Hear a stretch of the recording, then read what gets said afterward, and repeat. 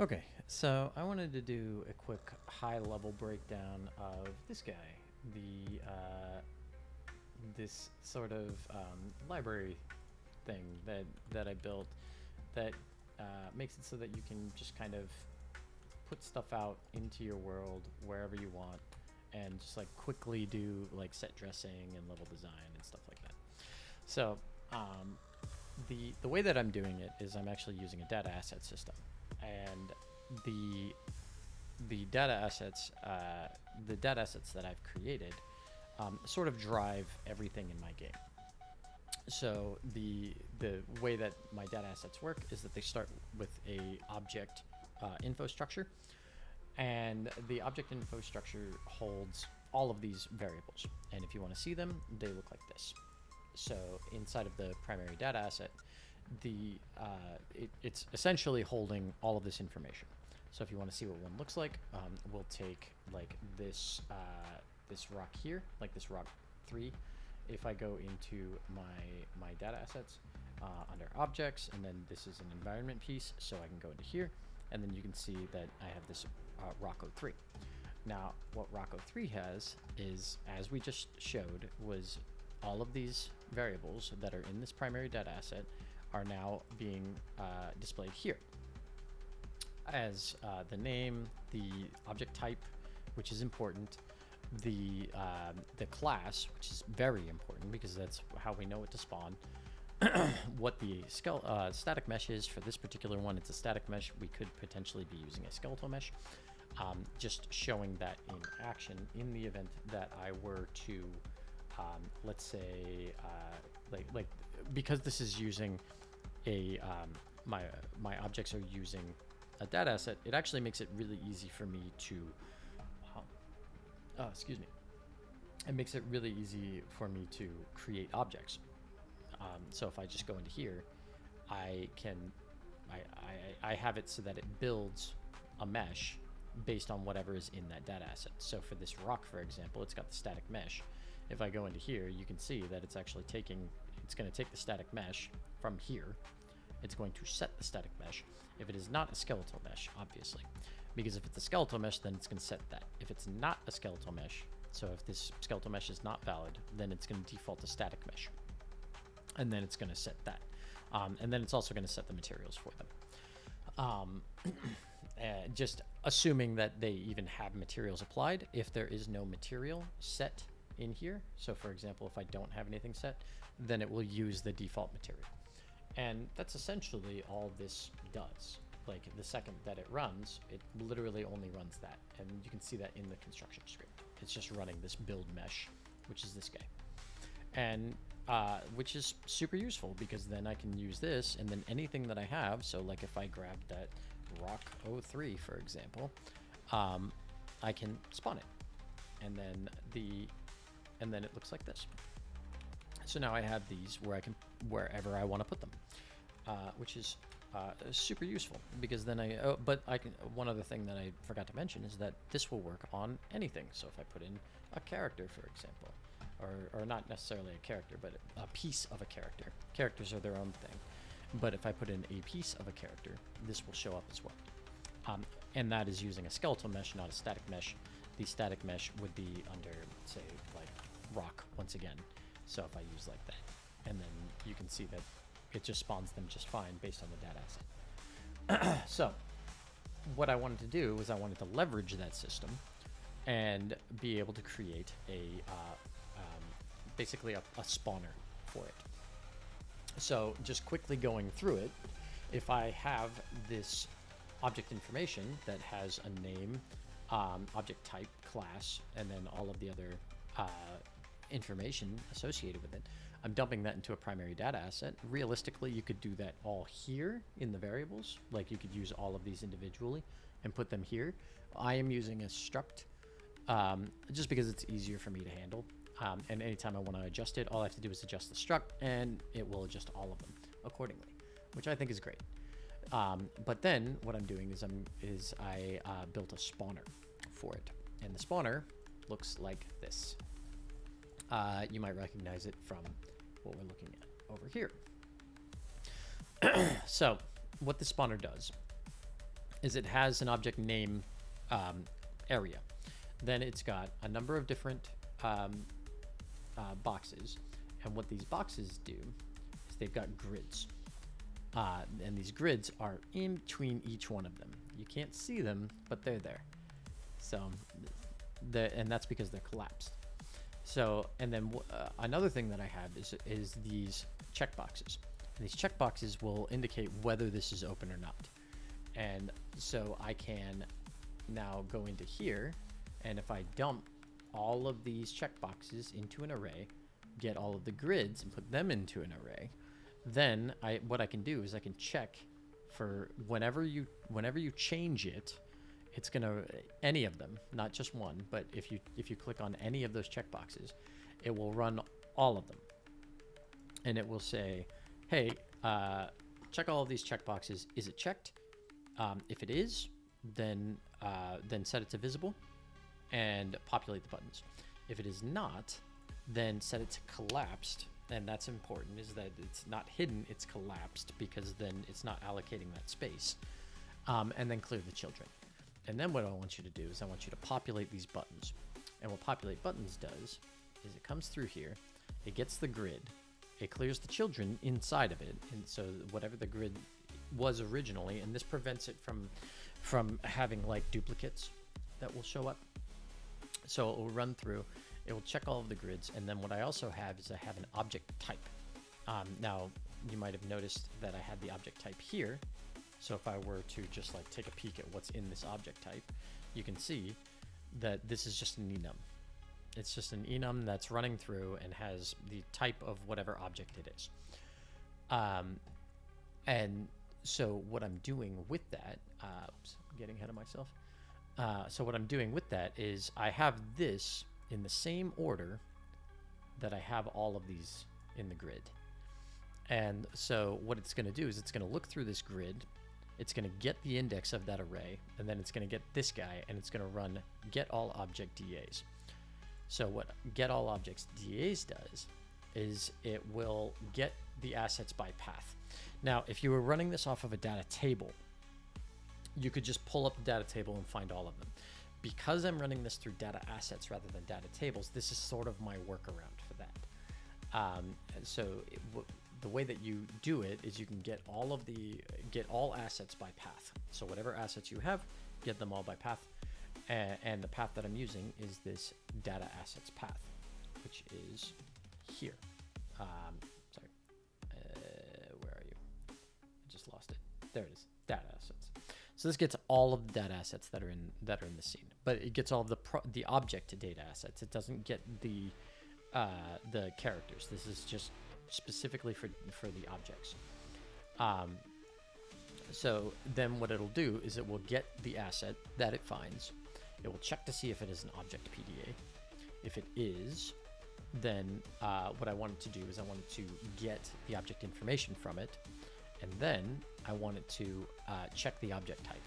If the object type is the same type as the one that we're looking for, so we saw that here, here, we're giving it the object type based on the, so if I pull this back, you can see a little bit better, based on the grid. So it's finding the same one that we want for the grid. And then it's feeding it, going into here and saying, hey, this is the object type I want. Does this object type match this one? If it does, then add it to this array. And this is going to be a local variable that is just an array of found objects.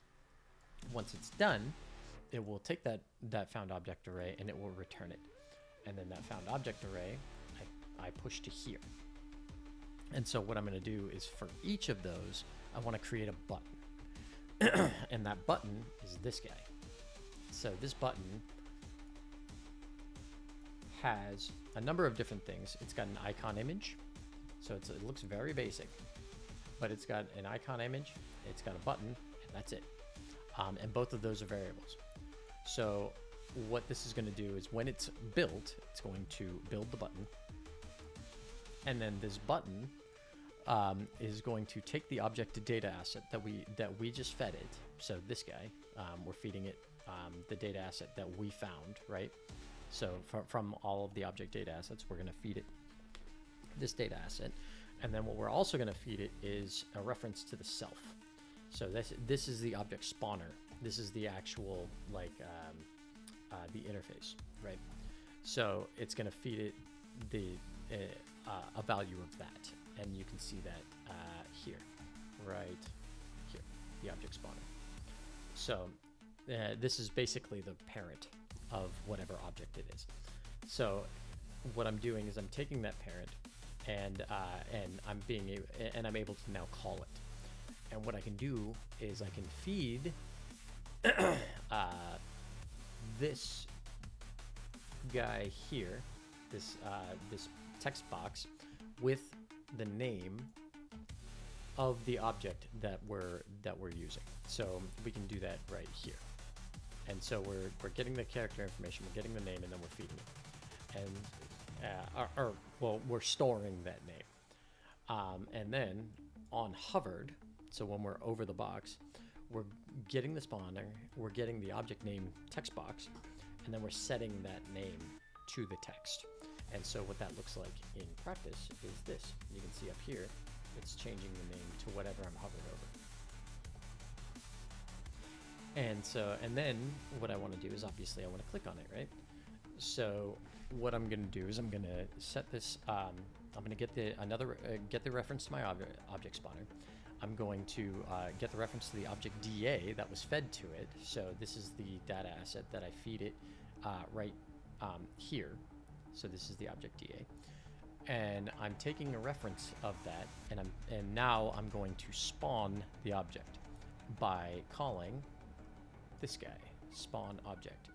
And so what spawn object is going to do is it's going to do a ray trace, a line trace from the camera. Now, because this is an editor utility widget, we're not in runtime, right? So what we need to do is we need to leverage the Unreal Editor subsystem, and that will make it so that we can see the editor itself outside of runtime. And this can only be accessed inside of the editor utility widget.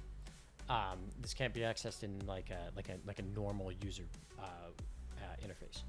So what I can do from here is I can now get the camera information. And what I'm going to do is I'm going to take the location of the camera information and set that as a starting point.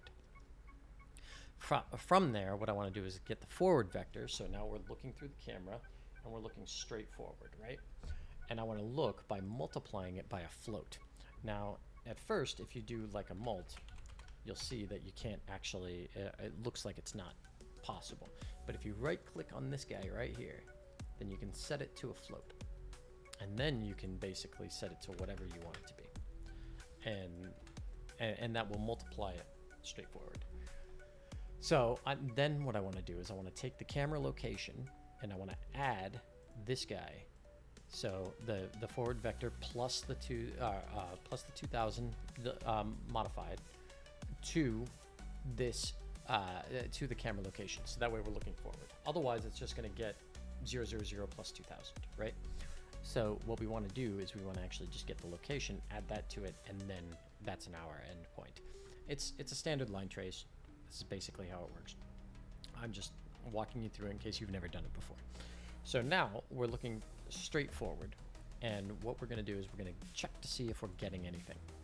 If we get something, if we hit anything, then what we want to do is we want to set the or get the location of the impact point. And then we're going to get the object that we just did. We're going to get the object information from the PDA, and we're going to feed it into the static mesh. But first, what we're going to do is we're going to get the class, and that's where I was showing you earlier, where the class is super duper important in here. So this class, and that means that in the case of like Rock 03, for example, the class is going to be a static mesh actor. So it's going to spawn a static mesh actor, but it doesn't know what to spawn, right? So it's going to spawn a static mesh actor that is going to be empty. Unless, of course, it's an object main. So I run a couple of checks here, but in the event that it's a static mesh actor, it's going to get the static mesh actor, it's going to get a reference to its static mesh component, and then it's going to set that static mesh to this guy. So whatever it is, it's going to set that. Then what I'm going to do is this right here is only in the case of an object main. So if it's an object main, then it will run this guy.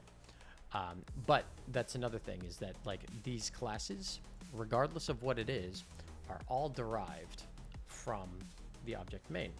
So if I were to, unless it's a character, but generally speaking, any of the objects that we're creating here are usually going to be deriving from object main. So if I have like a object pickup, for example, this one starts as object main. If I have any of the level BPs, let's say a level portal, this one has a bad example, but there you go, torch. Torch, also a bad example. Way to go, me. So apparently, I did not use object main for that, which I should have. I'm gonna go figure out why that's a thing. But either way, the pickups are usually going to be based on that. Projectiles usually going to be based on that. Interactables, pretty sure. Yeah, there you go. Interactable based on the object main.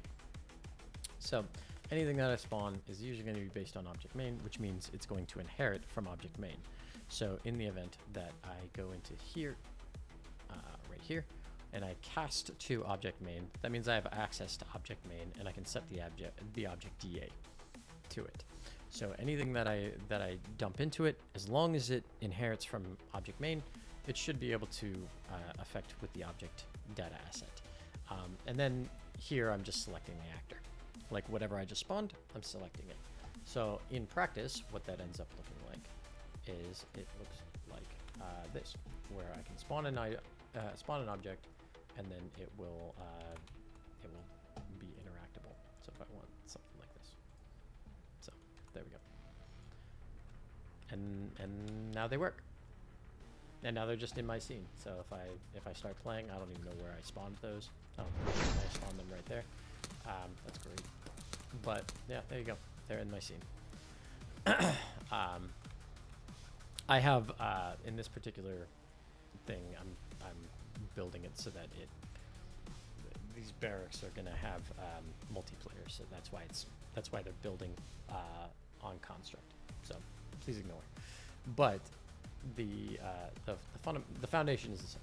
So anyway, that's how I went through and created my spawner, so that I can basically spawn items by item type. And I hope that helps somebody. Okay. Thank you very much.